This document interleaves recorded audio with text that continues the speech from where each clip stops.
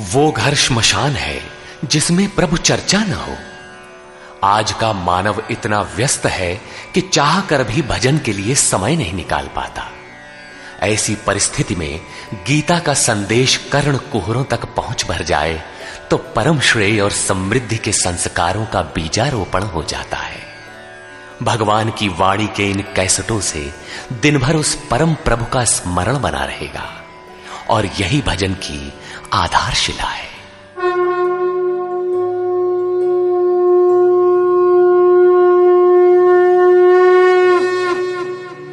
ओम श्री परमात्मने नमः। यथार्थ गीता श्रीमद् भगवद गीता अथ नवमोऽध्याय। प्रस्तुत अध्याय में योगेश्वर श्री कृष्ण ने स्वयं चर्चा की कि योग युक्त पुरुष का ऐश्वर्य कैसा है, सब में व्याप्त रहने पर भी वो कैसे निर्लेप है, करते हुए भी वो कैसे अकर्ता है। उस पुरुष के स्वभाव एवं प्रभाव पर प्रकाश डाला। योग को आचरण में ढालने पर आने वाले देवतादिक विघ्नों से सतर्क किया और उस पुरुष के शरण होने पर बल दिया। श्री भगवान उवाच।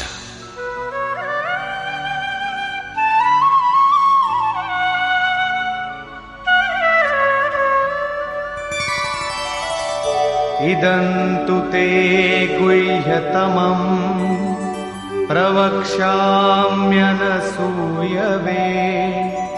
ज्ञानं विज्ञानसहितं यज्ञात्वा मोक्ष्यसे शुभात्। योगेश्वर श्री कृष्ण ने कहा, अर्जुन, असूया अर्थात डाह ईर्ष्या रहित तेरे लिए मैं इस परम गोपनीय ज्ञान को विज्ञान सहित कहूंगा, अर्थात प्राप्ति के पश्चात महापुरुष की रहनी के साथ कहूंगा कि कैसे वो महापुरुष सर्वत्र एक साथ कर्म करता है, कैसे वो जागृति प्रदान करता है, रथी बनकर आत्मा के साथ कैसे सदैव रहता है। यत् ज्ञात्वा, जिसे साक्षात जानकर तू दुख रूपी संसार से मुक्त हो जाएगा। वो ज्ञान कैसा है, इस पर कहते हैं, राजविद्या राजगुह्यम् पवित्रमिदमुत्तमम् प्रत्यक्षावगमम् धर्म्यम् सुसुखम् कर्तुमव्ययम्। विज्ञान से संयुक्त ये ज्ञान सभी विद्याओं का राजा है। विद्या का अर्थ भाषा ज्ञान अथवा शिक्षा नहीं है। विद्या ही का ब्रह्म गति प्रदाया सा विद्या या विमुक्तये। विद्या उसे कहते हैं कि जिसके पास आए उसे उठाकर ब्रह्म पथ पर चलाते हुए मोक्ष प्रदान कर दे। यदि रास्ते में रिद्धियों सिद्धियों अथवा प्रकृति में कहीं उलझ गया तो सिद्ध है कि अविद्या सफल हो गई। वो विद्या नहीं है। ये राजविद्या ऐसी है जो निश्चित कल्याण करने वाली है। ये सभी गोपनीयों का राजा है। अविद्या और विद्या के अवगुंठन का अनावरण होने पर योग युक्तता के पश्चात ही इससे मिलन होता है। ये अति पवित्र, उत्तम और प्रत्यक्ष फल वाला है। इधर करो उधर लो, ऐसा प्रत्यक्ष फल वाला है। ये अंधविश्वास नहीं है कि इस जन्म में साधन करो, फल कभी दूसरे जन्मों में मिलेगा। ये परम धर्म परमात्मा से संयुक्त है। विज्ञान सहित ये ज्ञान करने में सरल और अविनाशी है। अश्रद्धाना पुरुषा धर्मस्यास्य परन्तप अप्राप्य मां निवर्तन्ते मृत्यु संसार वर्त्मनि। परंतप अर्जुन, इस धर्म में अर्थात जिसका थोड़ा भी साधन करने पर विनाश नहीं होता, श्रद्धा रहित पुरुष मुझे प्राप्त न होकर संसार क्षेत्र में भ्रमण करता ही रहता है। अतः श्रद्धा अनिवार्य है। क्या आप संसार से परे हैं? इस पर कहते हैं, मया ततमिदं सर्वं जगदव्यक्तमूर्तिना मत्स्थानि सर्वभूतानि न चाहं तेष्वस्थितः। मुझ अव्यक्त स्वरूप से ये सब जगत व्याप्त है, अर्थात मैं जिस स्वरूप में स्थित हूं वो सर्वत्र व्याप्त है। सभी प्राणी मुझ में स्थान पाए हैं, किंतु मैं उनमें स्थित नहीं हूं, क्योंकि मैं अव्यक्त स्वरूप में स्थित हूं। महापुरुष जिस अव्यक्त स्वरूप में स्थित हैं, वहीं से अर्थात शरीर छोड़कर उसी अव्यक्त स्तर से ही बात करते हैं। इसी क्रम में आगे कहते हैं, न च मत्स्थानि भूतानि पश्य मे योगमैश्वरम् भूतभृन्न च भूतस्थो ममात्मा भूतभावनः। वस्तुतः सब भूत भी मुझ में स्थित नहीं है, क्योंकि वे मरण धर्मा है, प्रकृति के आश्रित हैं। किंतु मेरे योग माया के ऐश्वर्य को देख कि जीवधारियों को उत्पन्न और पोषण करने वाला मेरा आत्मा भूतों में स्थित नहीं है। मैं आत्म स्वरूप हूं, इसलिए मैं उन भूतों में स्थित नहीं हूं। यही योग का प्रभाव है। इसको स्पष्ट करने के लिए योगेश्वर श्री कृष्ण दृष्टांत देते हैं।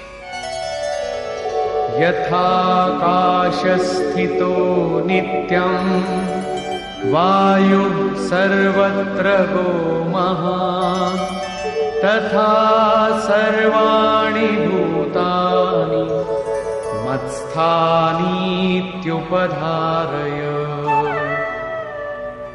जैसे आकाश में ही उत्पन्न होने वाला महान वायु आकाश में सदैव स्थित है, किंतु उसे मलिन नहीं कर पाता, ठीक वैसे ही संपूर्ण भूत मुझ में स्थित है, ऐसा जान। ठीक इसी प्रकार मैं आकाशवत निर्लेप हूं, वे मुझे मलिन नहीं कर पाते। प्रश्न पूरा हुआ। यही योग का प्रभाव है। अब योगी करता क्या है, इस पर कहते हैं,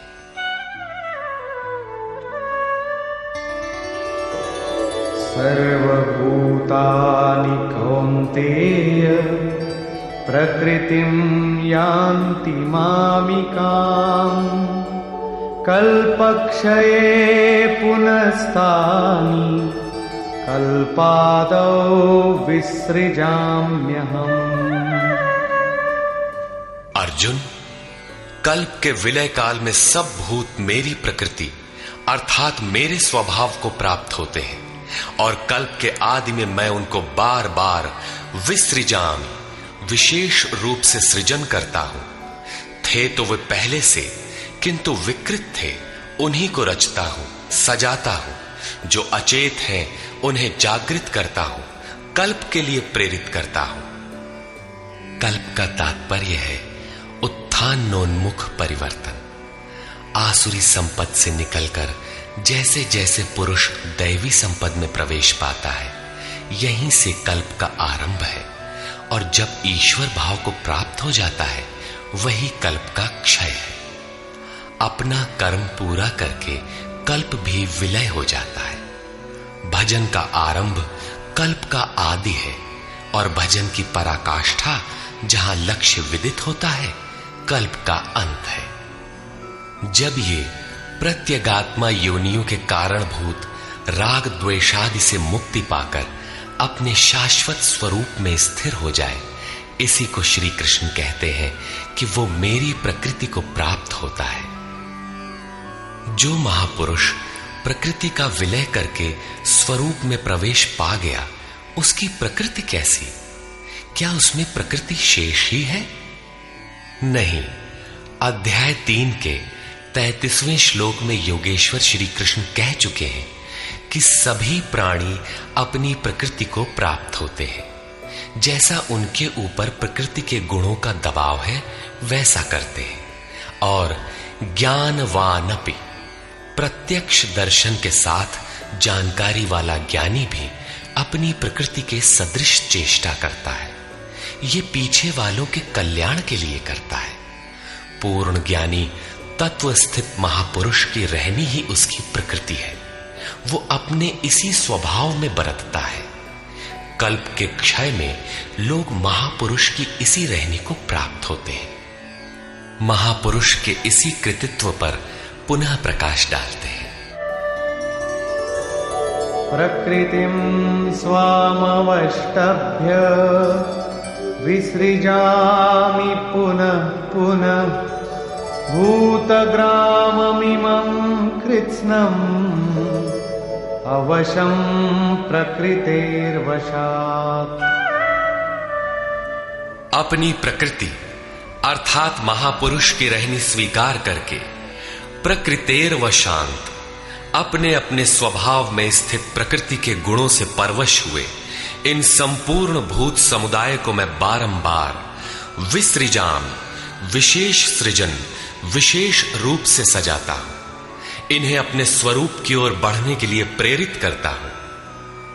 तब तो आप इस कर्म से बंधे हैं। न च मां तानि कर्माणि निबध्नन्ति धनञ्जय उदासीनवदासीनम् असक्तं तेषु कर्मसु। अध्याय 4 के 9वें श्लोक में योगेश्वर श्री कृष्ण ने कहा था कि महापुरुष की कार्य प्रणाली अलौकिक है।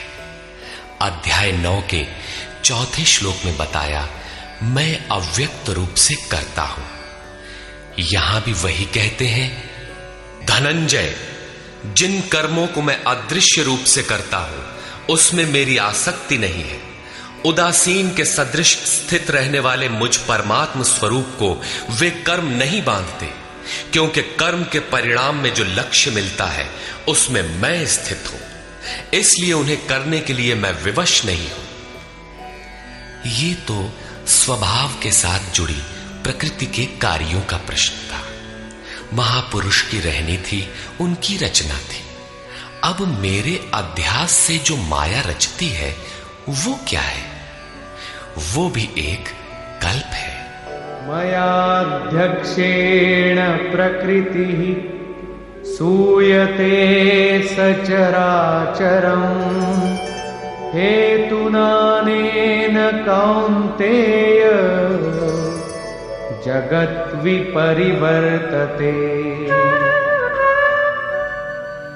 अर्जुन, मेरी अध्यक्षता में अर्थात मेरी उपस्थिति में सर्वत्र व्याप्त मेरे अध्यास से ये माया अर्थात त्रिगुणमयी प्रकृति, अष्टधा मूल प्रकृति और चेतन दोनों चराचर सहित जगत को रचती है, जो क्षुद्र कल्प है।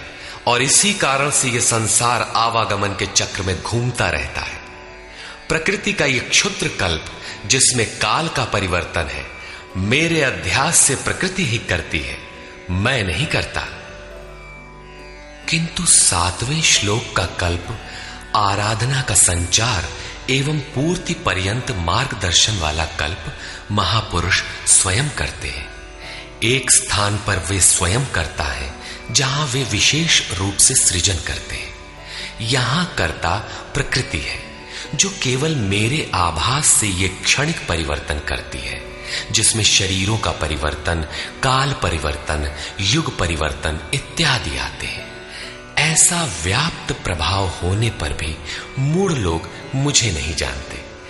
यथा अवजानन्ति मां मूढ़ा मानुषीं तनुमाश्रितम् परं भावमजानन्तो मम भूतमहेश्वरम्। संपूर्ण भूतों के महान ईश्वर रूप मेरे परम भाव को न जानने वाले मूढ़ लोग मुझे मनुष्य शरीर के आधार वाला और तुच्छ समझते हैं। संपूर्ण प्राणियों के ईश्वरों का भी जो महान ईश्वर है उस परम भाव में मैं स्थित हूं, किंतु हूं मनुष्य शरीरधारी। मूढ़ लोग इसे नहीं जानते, वे मुझे मनुष्य कहकर संबोधित करते हैं। उनका दोष भी क्या है? जब वे दृष्टिपात करते हैं तो महापुरुष का शरीर ही तो दिखाई पड़ता है। कैसे वे समझे कि आप महान ईश्वर भाव में स्थित हैं? वे क्यों नहीं देख पाते? इस पर कहते हैं, मोघाशा मोघ कर्माणो मोघ ज्ञानाविचेतसः राक्षसीमासुरीं चैव प्रकृतिं मोहिनीं श्रिताः।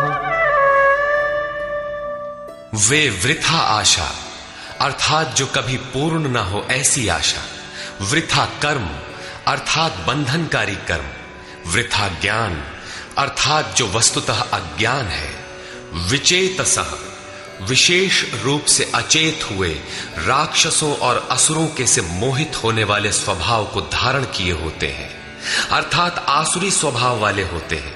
इसलिए मनुष्य समझते हैं असुर और राक्षस मन का एक स्वभाव है, न कि कोई जाति या योनि। आसुरी स्वभाव वाले मुझे नहीं जान पाते, किंतु महात्मा जन मुझे जानते और भजते हैं। महात्मानस्तु मां पार्थ दैवीं प्रकृतिमाश्रिताः भजन्त्यनन्यमनसो ज्ञात्वा भूतादिमं व्ययम्।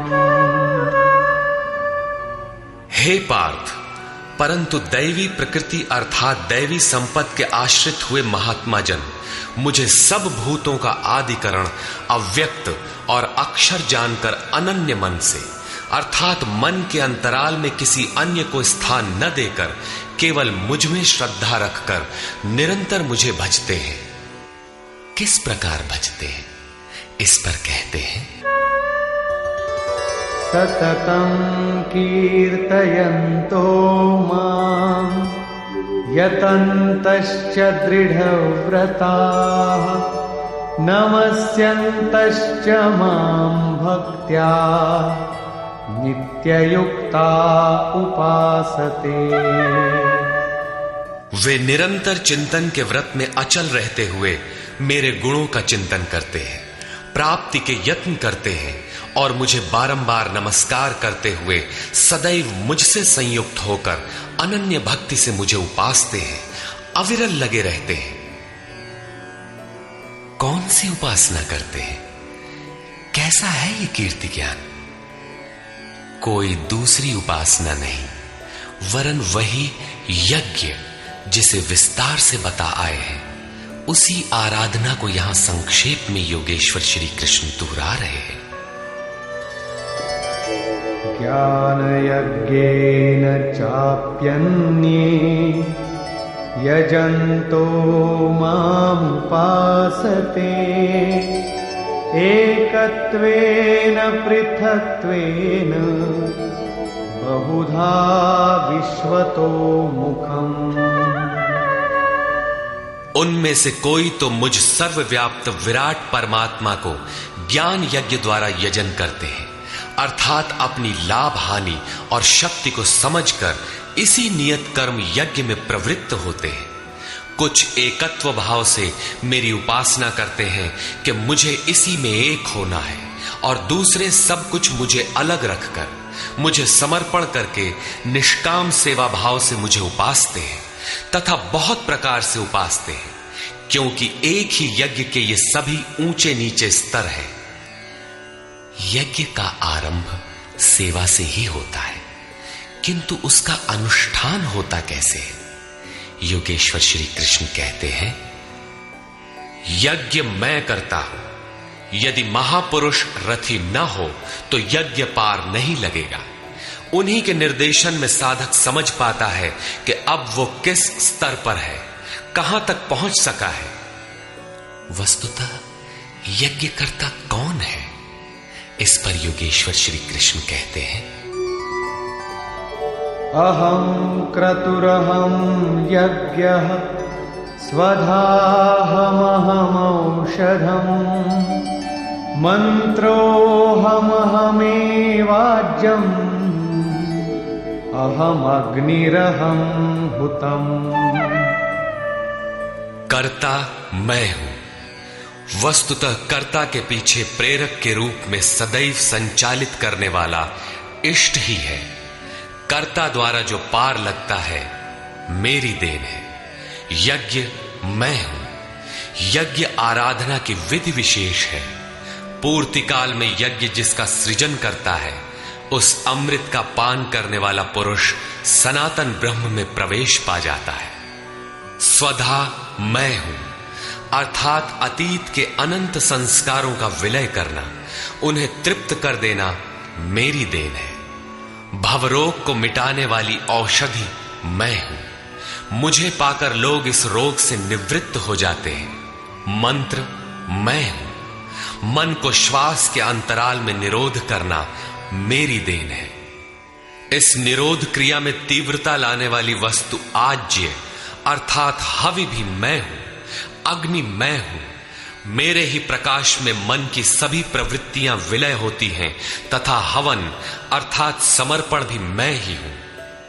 यहां योगेश्वर श्री कृष्ण बार बार मैं हूं कह रहे हैं। इसका आशय मात्र इतना है कि मैं ही प्रेरक के रूप में आत्मा से अभिन्न होकर खड़ा हो जाता हूं तथा निरंतर निर्णय देते हुए योग क्रिया को पूर्ण कराता हूं। इसी का नाम विज्ञान है। पूज्य महाराज जी कहा करते थे कि जब तक इष्ट देव रथी होकर श्वास प्रश्वास पर रोकथाम न करने लगे तब तक भजन आरंभ ही नहीं होता। कोई लाख आंख मूंदे भजन करे, शरीर को तपा डाले, लेकिन जब तक जिस परमात्मा की हमें चाह है वो जिस सतह पर हम खड़े हैं उस स्तर पर उतरकर आत्मा से अभिन्न होकर जागृत नहीं हो जाता तब तक सही मात्रा में भजन का स्वरूप समझ में नहीं आता। इसीलिए महाराज जी कहते थे, मेरे स्वरूप को पकड़ो मैं सब दूंगा। श्री कृष्ण कहते हैं सब मुझसे होता है। पिताहमस्य जगतो माता धाता पितामहः वेद्यं पवित्रमोंकार ऋक्सामयजुरेव च। अर्जुन, मैं ही संपूर्ण जगत का धाता अर्थात धारण करने वाला, पिता अर्थात पालन करने वाला, माता अर्थात उत्पन्न करने वाला, पितामह अर्थात मूल उद्गम हूं जिसमें सभी प्रवेश पाते हैं, और जानने योग्य पवित्र ओंकार अर्थात जो अहम आकारः इति ओंकारः वो परमात्मा मेरे स्वरूप में है। सोहम, तत्वमसि इत्यादि एक दूसरे के पर्याय हैं। ऐसा जानने योग्य स्वरूप मैं ही हूं।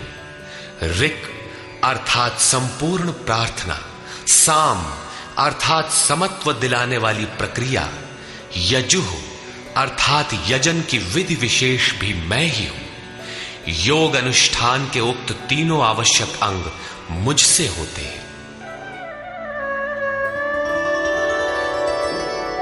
गतिर्भर्ता प्रभु साक्षी निवास शरणं सुहृत् प्रभवः प्रलय स्थानं निधानं बीजमव्ययम्।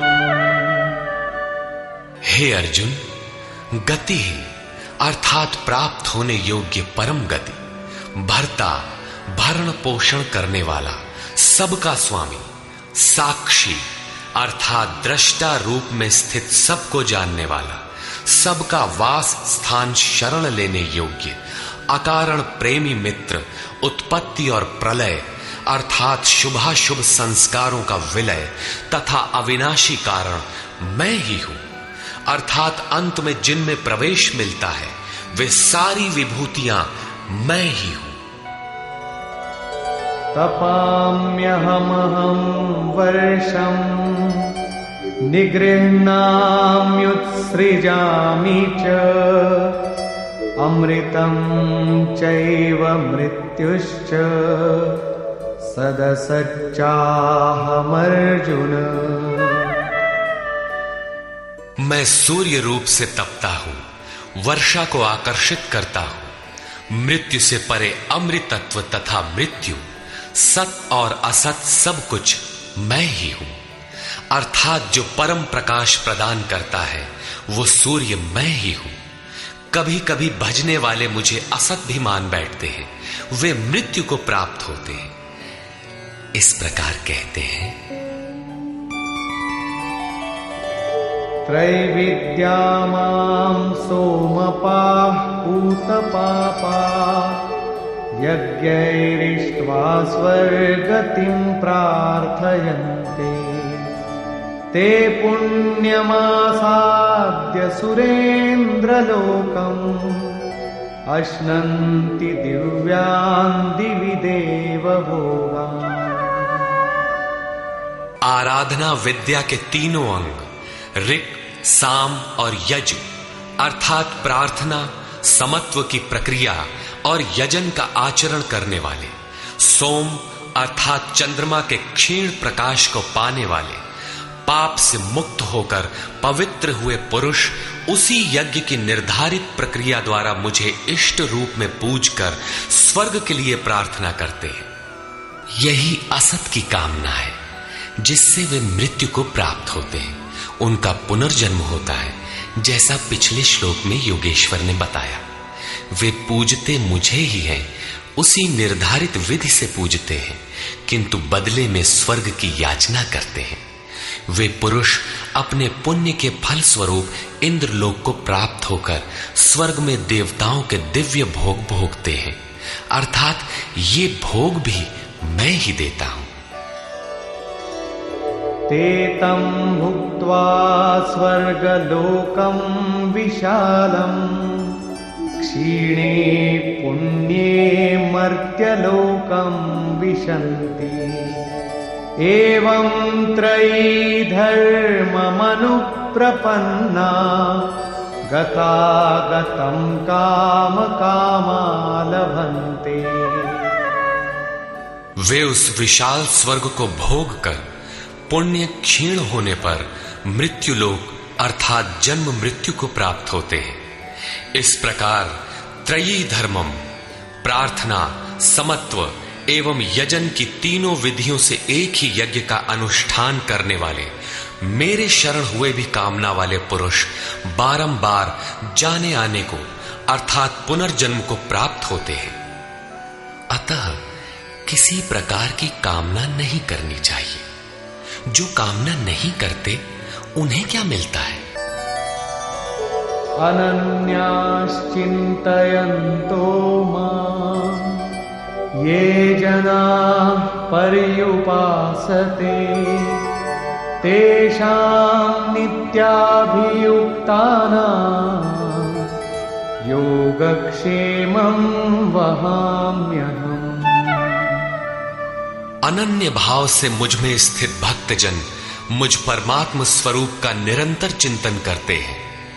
पर्युपासते लेश मात्र भी त्रुटि न रखकर मुझे उपासते हैं। उन नित्य एक ही भाव से संयुक्त हुए पुरुषों का योगक्षेम मैं स्वयं वहन करता हूं, अर्थात उनके योग की सुरक्षा की सारी जिम्मेदारी मैं अपने हाथ में लेता हूं। इतना होने पर भी लोग अन्य देवताओं को भजते हैं। येऽप्यन्य देवता भक्ता यजन्ते श्रद्धयान्विता तेऽपि मामेव कौन्तेय यजन्त्य विधिपूर्वकम्। कौन्तेय, श्रद्धा से युक्त हुए जो भक्त दूसरे दूसरे देवताओं को पूजते हैं वे भी मुझे ही पूजते हैं, किंतु उनका वो पूजना अविधि पूर्वक है। मेरी प्राप्ति की विधि से रहित है। यहां योगेश्वर श्री कृष्ण ने दूसरी बार देवताओं के प्रकरण को लिया है। सर्वप्रथम अध्याय 7 के 20वें से 23वें श्लोक तक उन्होंने कहा, अर्जुन, कामनाओं द्वारा जिनके ज्ञान का अपहरण कर लिया गया है, ऐसे मूढ़ बुद्धि पुरुष अन्य देवताओं की पूजा करते हैं, और जहां पूजा करते हैं वहां देवता नाम की सक्षम सत्ता तो है नहीं, परंतु पीपल, पत्थर, भूत, भवानी अथवा अन्यत्र जहां उनकी श्रद्धा झुक जाती है वहां कोई देवता नहीं है। मैं ही सर्वत्र हूं। उस स्थान पर मैं ही खड़ा होकर उनकी देव श्रद्धा को उन स्थानों पर स्थिर करता हूं। मैं ही फल का विधान करता हूं, फल देता हूं। फल निश्चित मिलता है, किंतु उनका फल नाशवान है। आज है तो कल भोगने में आ जाएगा, नष्ट हो जाएगा, जबकि मेरा भक्त नष्ट नहीं होता।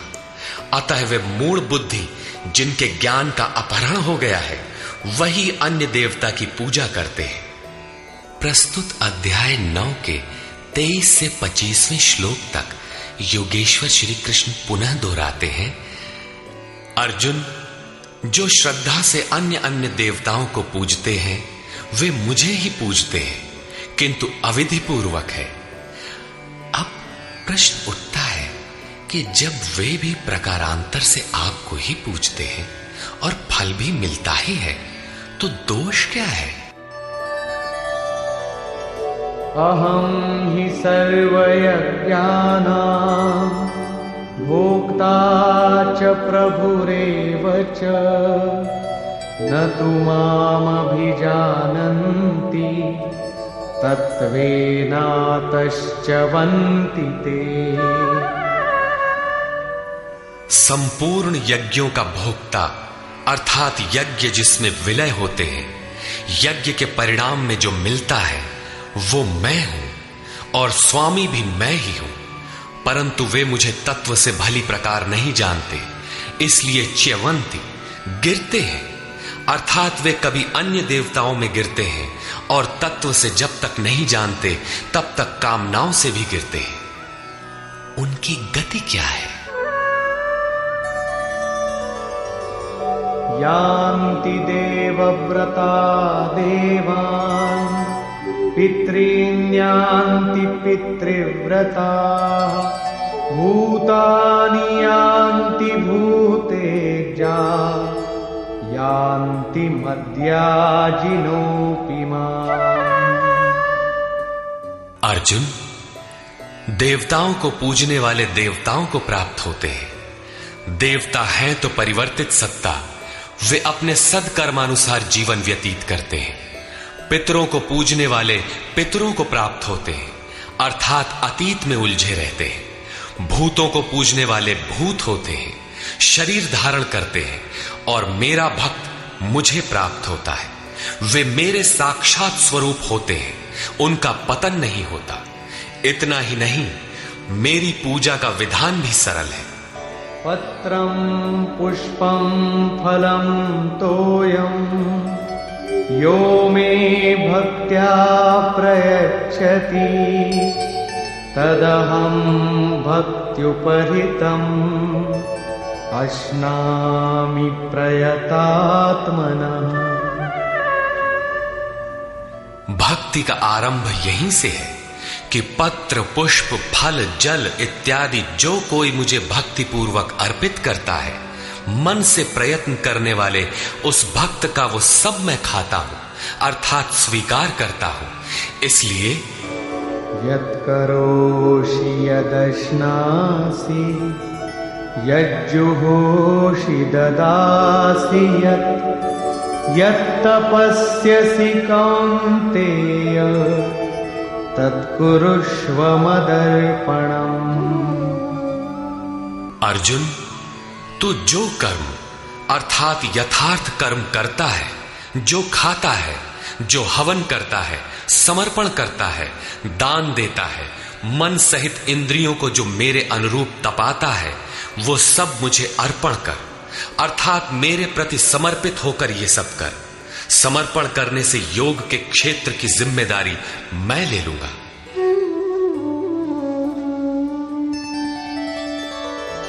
शुभाशुभ फलैरेवं मोक्ष्यसे कर्म बन्धनैः संन्यासयोगयुक्तात्मा विमुक्तो मामुपैष्यसि।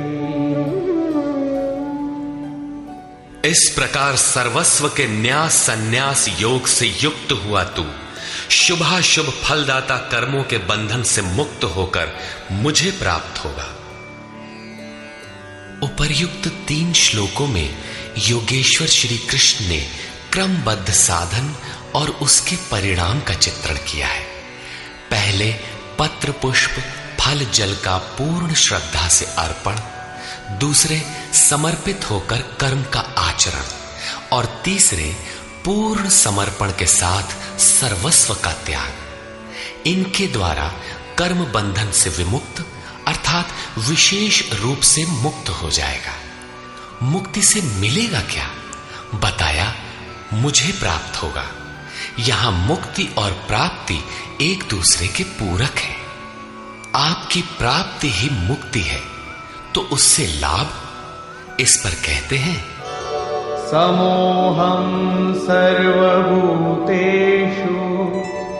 न मे द्वेषोऽस्ति न प्रियः ये भजन्ति तु मां भक्त्या मयि ते तेषु चाप्यहम्। सृष्टि में न मेरा कोई प्रिय है और न अप्रिय है, किंतु जो अनन्य भक्त है वो मुझ में है और मैं उसमें हूं। यही मेरा एकमात्र रिश्ता है, उसमें परिपूर्ण हो जाता हूं। मुझ में और उसमें कोई अंतर नहीं रह जाता। तब तो बहुत भाग्यशाली लोग ही भजन करते होंगे। भजन करने का अधिकार किसे है? इस पर योगेश्वर श्री कृष्ण कहते हैं अपि चेत् सुदुराचारो भजते मामनन्यभाक् साधुरेव समन्तव्यः सम्यग् व्यवसितो हि सः। यदि अत्यंत दुराचारी भी अनन्य भाव से अर्थात अन्य धन न, मेरे सिवाय किसी अन्य वस्तु या देवता को न भजकर केवल मुझे ही निरंतर भजता है, वो साधु ही मानने योग्य है। अभी वो साधु हुआ नहीं है, किंतु उसके हो जाने में संदेह भी नहीं है, क्योंकि वो यथार्थ निश्चय से लग गया है। अतः भजन आप भी कर सकते हैं, बशर्ते कि आप मनुष्य हो, क्योंकि मनुष्य ही यथार्थ निश्चय वाला है। गीता पापियों का उद्धार करती है और वो पथिक क्षिप्रं भवति धर्मात्मा शश्वच्छान्तिं निगच्छति कौन्तेय प्रतिजानीहि न मे भक्तः प्रणश्यति। इस भजन के प्रभाव से वो दुराचारी भी शीघ्र ही धर्मात्मा हो जाता है, परम धर्म परमात्मा से संयुक्त हो जाता है तथा सदैव रहने वाली परम शांति को प्राप्त होता है। कौन्तेय, तो निश्चय पूर्वक सत्य जान कि मेरा भक्त कभी नष्ट नहीं होता। यदि एक जन्म में पार नहीं लगा तो अगले जन्मों में भी वही साधन करके शीघ्र ही परम शांति को प्राप्त होता है। अतः सदाचारी दुराचारी सभी को भजन करने का अधिकार है। इतना ही नहीं अपितु मां हि पार्थ व्यपाश्रित्य येऽपि स्युः पापयोनयः स्त्रियो वैश्यास्तथा शूद्राः तेऽपि यान्ति परां गतिम्। पार्थ, स्त्री वैश्य शूद्रादि तथा जो कोई पाप योनि वाले भी हो, वे सभी मेरे आश्रित होकर परम गति को प्राप्त होते हैं। अतः ये गीता मनुष्य मात्र के लिए है, चाहे वो कुछ भी करता हो, कहीं भी पैदा हुआ हो, सबके लिए ये एक समान कल्याण का उपदेश करती है। गीता सार्वभौम है। पाप योनि। अध्याय 16 के 7वें से 21वें श्लोक तक आसुरी वृत्ति के लक्षणों के अंतर्गत भगवान ने बताया कि जो शास्त्र विधि का त्याग कर नाम मात्र के यज्ञों द्वारा दंभ से यजन करते हैं, वे नरों में अधम है। यज्ञ है नहीं किंतु नाम दे रखा है और दंभ से यजन करता है, वो क्रूर कर्मी और पापाचारी अर्थात पाप योनि है। वैश्य शूद्र भगवत पथ की सीढ़ियां हैं। स्त्रियों के प्रति कभी सम्मान कभी हीनता की भावना रही है, किंतु योग प्रक्रिया में स्त्री और पुरुष दोनों का समान ही प्रवेश है। किम पुनर्ब्राह्मणा पुण्या भक्ता राजर्षयस्तथा अनित्यमसुखं लोकम् इमं प्राप्य भजस्व माम्।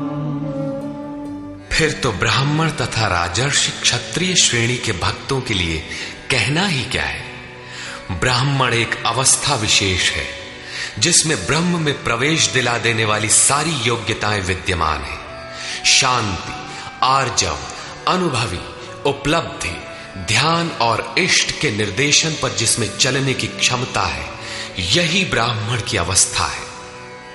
राजर्षि क्षत्रिय में रिद्धियों सिद्धियों का संचार, शौर्य, स्वामी भाव, पीछे न हटने का स्वभाव रहता है। इस योग स्तर पर पहुंचे हुए योगी तो पार होते ही हैं, उनके लिए क्या कहना है। अतः अर्जुन, तू सुख रहित क्षण भंगुर इस मनुष्य शरीर को प्राप्त होकर मेरा ही भजन कर। इस नश्वर शरीर के ममत्व पोषण में समय नष्ट न कर। अतः वे भजन की धारणा पर प्रोत्साहन देते हैं। मन्मना भव मद्भक्तो मद्याजी मां नमस्कुरु मामे वैश्यसि युक्त्वैवम् आत्मानं मत्परायणः। अर्जुन, मेरे में ही मन वाला हो, सिवाय मेरे दूसरे भाव मन में ना आने पाए। मेरा अनन्य भक्त हो, अनवरत चिंतन में लग, श्रद्धा सहित मेरा ही निरंतर पूजन कर और मेरे को ही नमस्कार कर। इस प्रकार मेरे शरण हुआ, आत्मा को मुझ में एक ही भाव से स्थित कर, तो मुझे ही प्राप्त होगा, अर्थात मेरे साथ एकता प्राप्त करेगा। निष्कर्ष। इस अध्याय के आरंभ में श्री कृष्ण ने कहा, अर्जुन, तुझ दोष रहित भक्त के लिए मैं इस ज्ञान को विज्ञान सहित कहूंगा, जिसे जानकर कुछ भी जानना शेष नहीं रहेगा। इसे जानकर तू संसार बंधन से छूट जाएगा। यह ज्ञान संपूर्ण विद्याओं का राजा है। विद्या वह है जो परब्रह्म में प्रवेश दिलाए। यह ज्ञान उसका भी राजा है, अर्थात निश्चित कल्याण करने वाला है। यह संपूर्ण गोपनीयों का भी राजा है। गोपनीय वस्तु को भी प्रत्यक्ष कराने वाला है।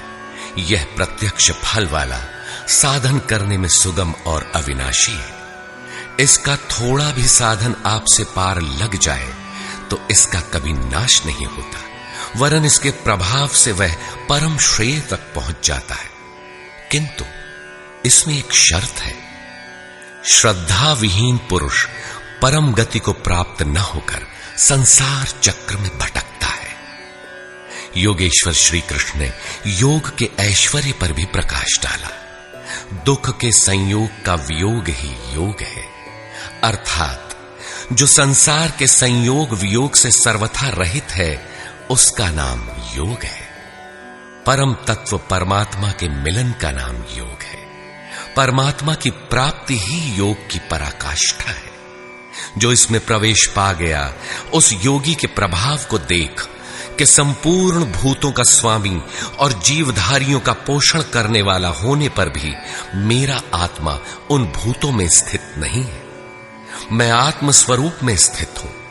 वही हूं जैसे आकाश से उत्पन्न सर्वत्र विचरने वाला वायु आकाश में ही स्थित है, किंतु उसे मलिन नहीं कर पाता। उसी प्रकार संपूर्ण भूत मुझ में स्थित है, लेकिन मैं उनमें लिप्त नहीं हूं। अर्जुन, कल्प के आदि में मैं भूतों को विशेष प्रकार से रचता हूं, सजाता हूं, और कल्प के पूर्ति काल में संपूर्ण भूत मेरी प्रकृति को अर्थात योगारूढ़ महापुरुष की रहनी को, उनके अव्यक्त भाव को प्राप्त होते हैं। यद्यपि महापुरुष प्रकृति से परे हैं, किंतु प्राप्ति के पश्चात स्वभाव अर्थात स्वयं में स्थित रहते हुए लोक संग्रह के लिए जो कार्य करता है, वह उसकी एक रहनी है। इसी रहनी के कार्यकलाप को उस महापुरुष की प्रकृति कहकर संबोधित किया गया है। एक रचयिता तो मैं हूं जो भूतों को कल्प के लिए प्रेरित करता हूं, और दूसरी रचयिता त्रिगुणमयी प्रकृति है जो मेरे अध्यास से चराचर सहित भूतों को रचती है। यह भी एक कल्प है जिसमें शरीर परिवर्तन, स्वभाव परिवर्तन और काल परिवर्तन निहित है। इस प्रकार कल्प दो प्रकार के हैं। एक तो वस्तु का, शरीर और काल का परिवर्तन कल्प है। यह परिवर्तन प्रकृति ही मेरे आभास से करती है, किंतु इससे महान कल्प जो आत्मा को निर्मल स्वरूप प्रदान करता है, उसका श्रृंगार महापुरुष करते हैं। वे अचेत भूतों को सचेत करते हैं। भजन का आदि ही इस कल्प का आरंभ है, और भजन की पराकाष्ठा कल्प का अंत है। जब यह कल्प भवरोग से पूर्ण निरोग बनाकर शाश्वत ब्रह्म में प्रवेश अर्थात स्थिति दिला देता है, उस प्रवेश काल में योगी मेरी रहनी और मेरे स्वरूप को प्राप्त होता है। प्राप्ति के पश्चात महापुरुष की रहनी ही उसकी प्रकृति है। योगेश्वर श्री कृष्ण कहते हैं, अर्जुन, मूढ़ लोग मुझे नहीं जानते, मुझ ईश्वरों के ईश्वर को भी तुच्छ समझते हैं, साधारण मनुष्य मानते हैं। प्रत्येक महापुरुष के साथ यह विडंबना रही है कि तत्कालीन समाज ने उनकी उपेक्षा की, उनका डटकर विरोध हुआ। श्री कृष्ण भी इसके अपवाद नहीं थे। वे कहते हैं, मैं परम भाव में स्थित हूं, किंतु शरीर मेरा भी मनुष्य का ही है। अतः मूढ़ पुरुष मुझे तुच्छ कहकर, मनुष्य कहकर संबोधित करते हैं। ऐसे लोग व्यर्थ आशा वाले, व्यर्थ कर्म वाले, व्यर्थ ज्ञान वाले हैं कि कुछ भी करें और कह दें कि हम तो कामना नहीं करते, हो गए निष्काम कर्मयोगी। वे आसुरी स्वभाव वाले मुझे नहीं परख पाते, किंतु दैवी संपत्ति को प्राप्त जन अनन्य भाव से मेरा ध्यान करते हैं, मेरे गुणों का निरंतर चिंतन करते हैं। अनन्य उपासना अर्थात यज्ञार्थ कर्म के दो ही मार्ग हैं। पहला है ज्ञान मार्ग अर्थात अपने भरोसे, अपनी शक्ति को समझकर उसी नियत कर्म में प्रवृत्त होना, और दूसरी विधि स्वामी सेवक भावना की है, जिसमें सद्गुरु के प्रति समर्पित होकर वही कर्म किया जाता है। इन्हीं दो दृष्टियों से लोग मुझे उपासते हैं, किंतु उनके द्वारा जो पार लगता है वह यज्ञ, वह हवन, वह कर्ता, श्रद्धा और औषधि जिससे भावरोग की चिकित्सा होती है, मैं ही हूं। अंत में जो गति प्राप्त होती है वह गति भी मैं ही हूं। इसी यज्ञ को लोग त्रैविद्या, प्रार्थना, यजन और समत्व दिलाने वाली विधियों से संपादित करते हैं, किंतु बदले में स्वर्ग की कामना करते हैं। तो मैं स्वर्ग भी देता हूं। उसके स्वभाव से वे इंद्र पद प्राप्त कर लेते हैं, दीर्घ काल तक उसे भोगते हैं, किंतु पुण्य क्षीण होने पर वे पुनर्जन्म को प्राप्त होते हैं। उनकी क्रिया सही थी, किंतु भोगों की कामना रहने पर पुनर्जन्म पाते हैं। अतः भोगों की कामना नहीं करनी चाहिए। जो अनन्य भाव से अर्थात मेरे सिवाय दूसरा है ही नहीं, ऐसे भाव से जो निरंतर मेरा चिंतन करते हैं, लेश मात्र भी त्रुटि न रह जाए, ऐसे जो भजते हैं, उनके योग की सुरक्षा का भार मैं अपने हाथ में ले लेता हूं। इतना होने पर भी कुछ लोग अन्य देवताओं की पूजा करते हैं, वे भी मेरी ही पूजा करते हैं, किंतु वह मेरी प्राप्ति की विधि नहीं है। वे संपूर्ण यज्ञों के भोक्ता के रूप में मुझे नहीं जानते, अर्थात उनकी पूजा के परिणाम में मैं नहीं मिलता, इसीलिए उनका पतन हो जाता है। वे देवता, भूत अथवा पितरों के कल्पित रूप में निवास करते हैं, जबकि मेरा भक्त साक्षात मुझ में निवास करता है, मेरा ही स्वरूप हो जाता है।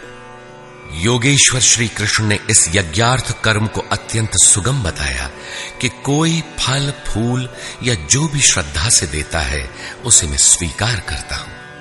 अतः अर्जुन, तू जो कुछ आराधना करता है मुझे समर्पित कर। जब सर्वस्व का न्यास हो जाएगा तब योग से युक्त हुआ तू कर्मों के बंधन से मुक्त हो जाएगा और वह मुक्ति मेरा ही स्वरूप है। दुनिया में सब प्राणी मेरे ही हैं, किसी भी प्राणी से न मुझे प्रेम है न द्वेष, मैं तटस्थ हूं, किंतु जो मेरा अनन्य भक्त है मैं उसमें हूं, वो मुझ में है। अत्यंत दुराचारी जघन्यतम पापी ही कोई क्यों न हो, फिर भी अनन्य श्रद्धा भक्ति से मुझे भजता है तो वह साधु मानने योग्य है। उसका निश्चय स्थिर है तो वह शीघ्र ही परम से संयुक्त हो जाता है और सदा रहने वाली परम शांति को प्राप्त होता है। यहां श्री कृष्ण ने स्पष्ट किया कि धार्मिक कौन है।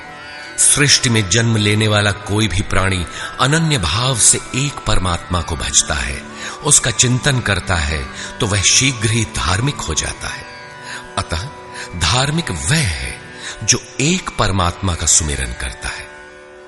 अंत में आश्वासन देते हैं, अर्जुन, मेरा भक्त कभी नष्ट नहीं होता।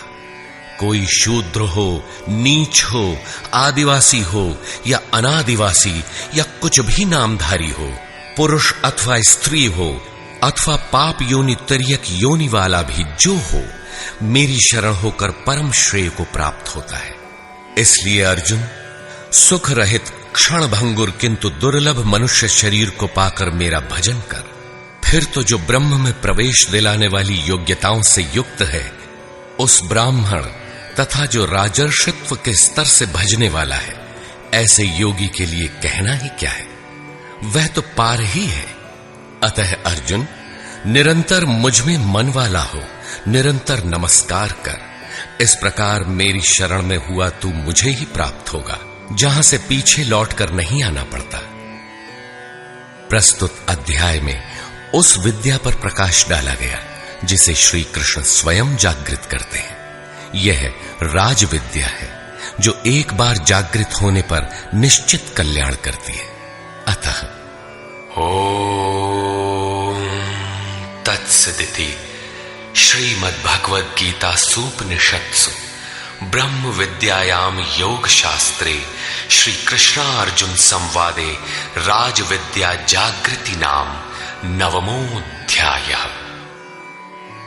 इस प्रकार स्वामी अड़गड़ानंद कृत श्रीमद् भगवद गीता के भाष्य यथार्थ गीता का 9वां अध्याय पूर्ण होता है। हरि ओम।